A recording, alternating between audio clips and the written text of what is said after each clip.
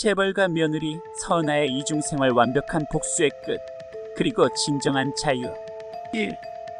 서막 얼어붙은 미소, 타오르는 복수심.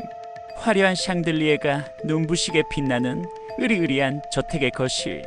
이곳은 재벌가 강 회장 댁의 둘째 며느리 선아의 일상 무대였다. 그녀는 언제나 고운 한복 차림으로 단아하고 온화한 미소를 띠고 있었다. 아침 식탁에서 시어머니의 예, 은하야, 오늘 저녁은 뭘로 차릴 거니? 라는 질문에 은하는 조금의 망설임도 없이 부드러운 목소리로 답했다. 네, 어머님, 며느리표 잡채와 손주들이 좋아하는 떡볶이 준비했어요. 그녀의 손끝에서 만들어지는 음식들은 언제나 정갈했고 그녀의 말 한마디 한마디는 듣는 이의 마음을 편안하게 했다. 재벌가 사람들은 물론 외부 인사들까지 그녀를 현모양처의 표본이라 칭송하며 찬사를 아끼지 않았다. 그녀는 완벽한 며느리이자 아내, 그리고 손주들의 자상한 엄마였다. 하지만 그 완벽한 미소 뒤에는 누구에게도 들키지 않으려는 차가운 칼날이 숨겨져 있었다.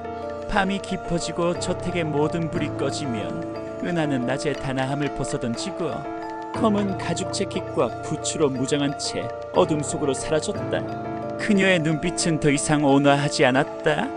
그 속에는 오랫동안 억눌려왔던 분노와 슬픔, 그리고 복수심이 이글거리고 있었다. 마치 차가운 얼음 속에 갇힌 불꽃처럼 그녀의 내면은 뜨겁게 타오르고 있었다. 그녀의 남편 강태주는 겉으로는 번듯한 재벌 2세였지만 실상은 끊임없는 외도와 문란한 사생활로 은하의 마음을 갈기갈기 찢어놓았다.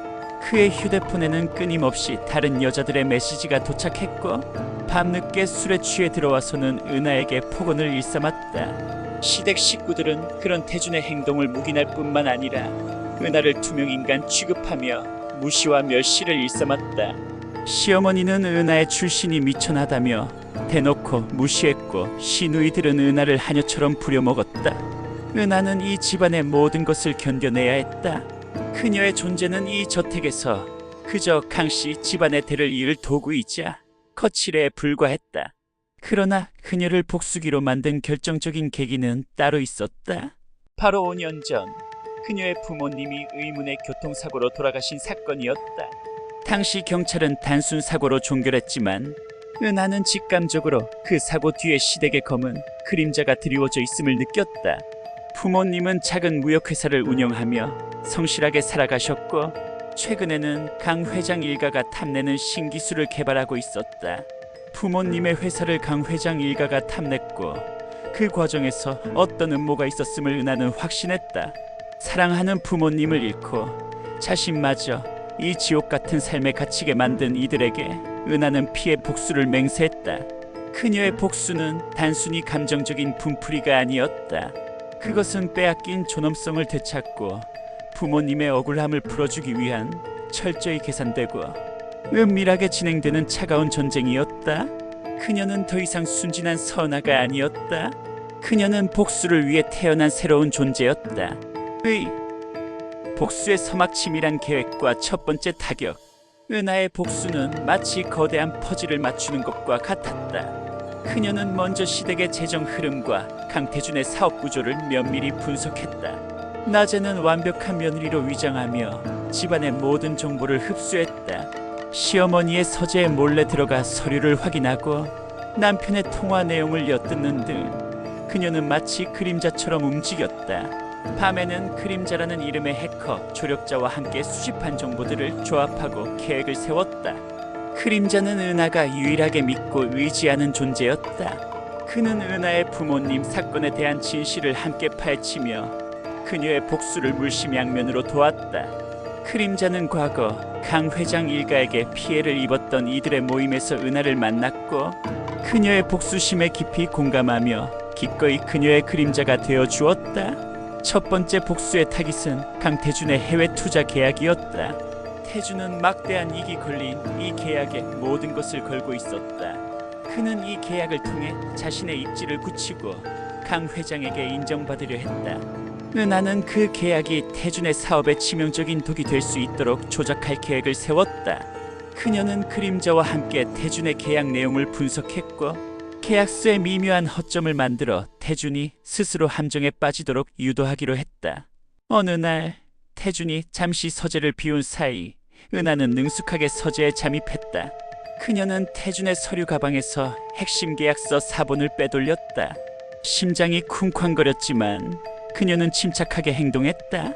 그녀는 그림자가 미리 만들어둔 특수 프로그램을 이용해 암호화된 파일을 열고 계약서의 일부 핵심 조항을 미묘하게 수정했다. 겉보기엔 완벽하지만 실상은 태준의 사업에 회복 불능의 손실을 입힐 독소 조항이었다.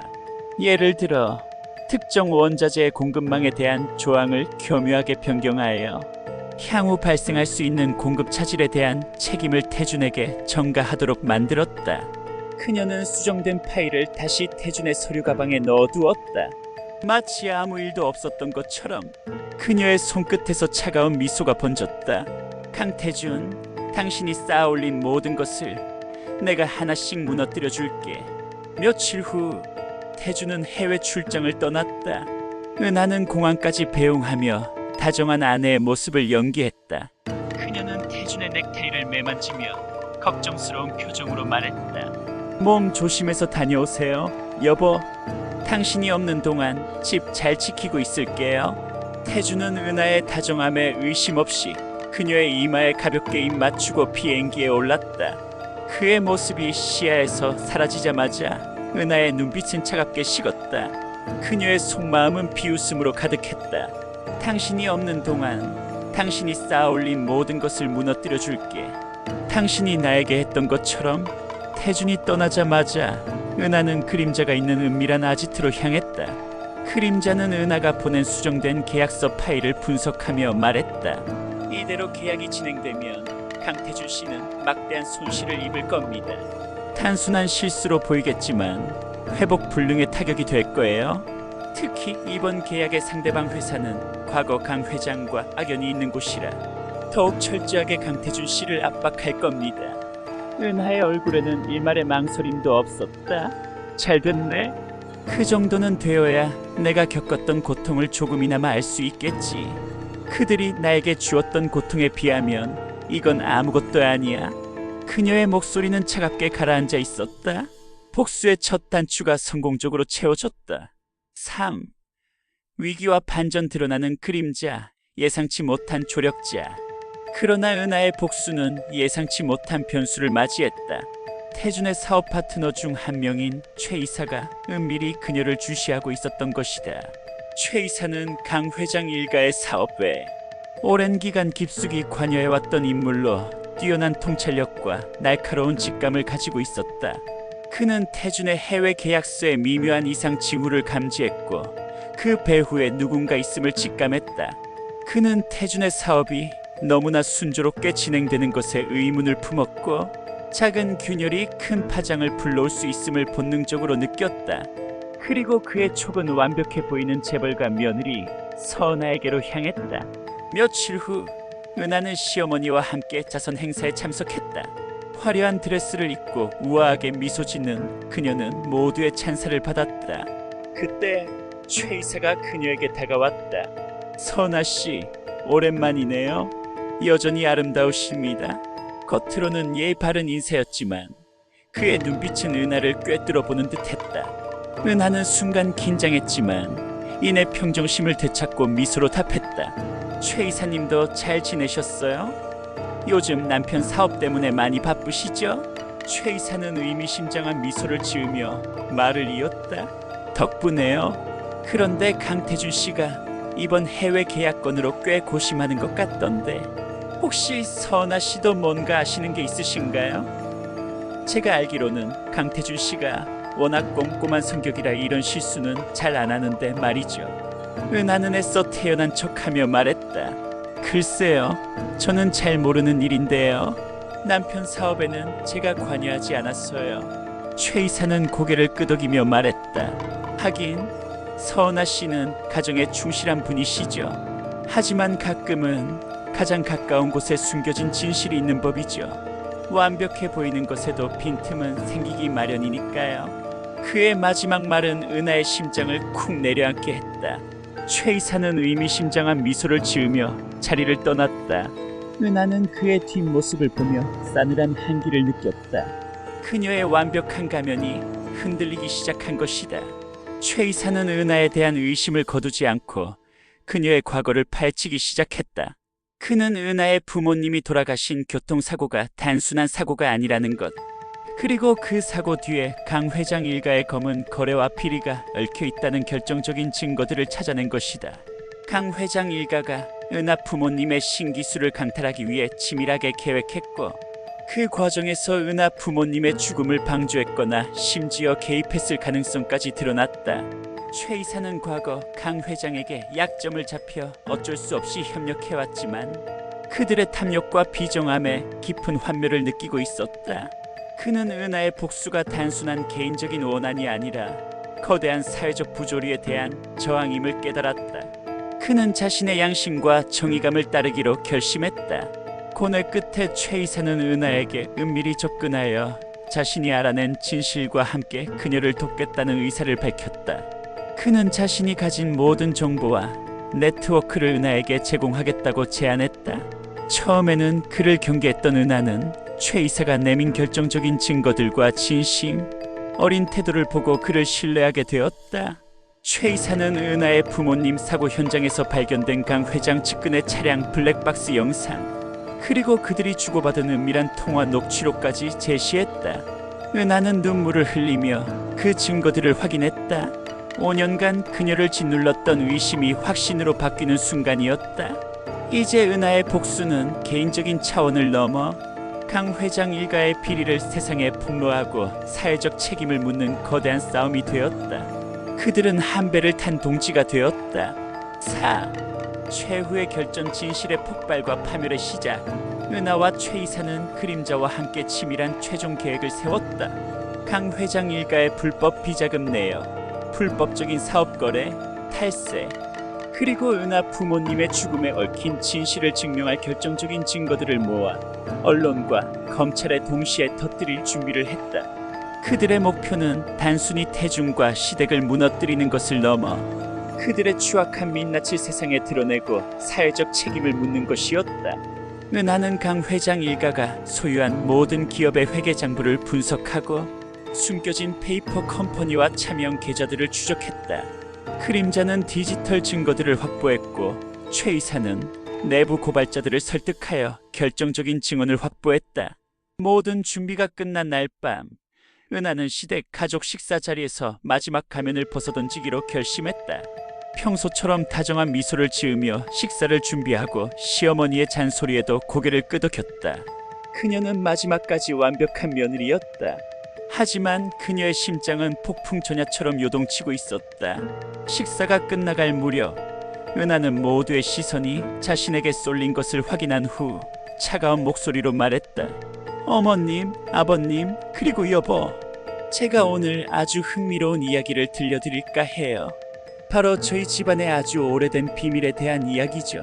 어쩌면 이 이야기는 우리 모두에게 새로운 시작이 될 수도 있을 겁니다. 가족들은 의아한 표정으로 은하를 바라봤다. 시어머니는 무슨 뚱딴지 같은 소리냐? 은하야, 얼른 과일이나 깎아오렴 하고 타박했다. 그때 은하는 미리 준비한 태블릿을 켜고 대형 스크린에 연결했다.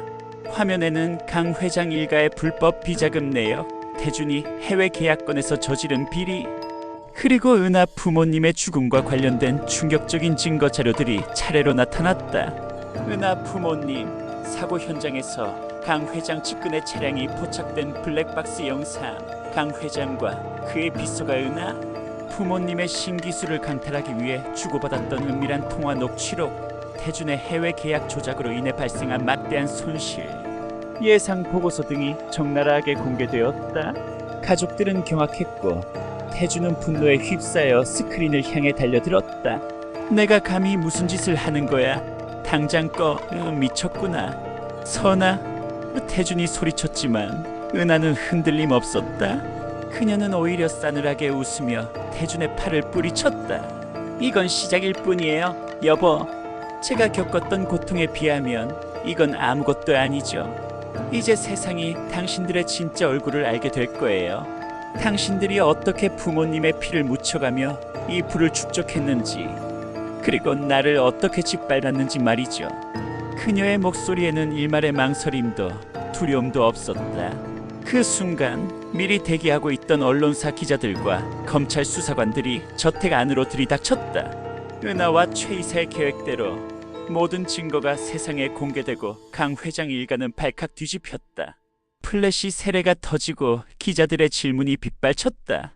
강태준은 긴급 체포되었고 그의 부모님 또한 비자금 조성 및 불법 경영, 그리고 은하 부모님 사건에 대한 개입 혐의로 조사를 받게 되었다. 화려했던 재벌가의 명성은 한순간에 바닥으로 추락했다. 그들의 모든 비리가 만천하에 드러나면서 수많은 관련 기업들이 줄도산 위기에 처했고 강 회장 일가는 사회적으로 매장당했다. 은하는 그 모든 광경을 차가운 눈빛으로 지켜봤다.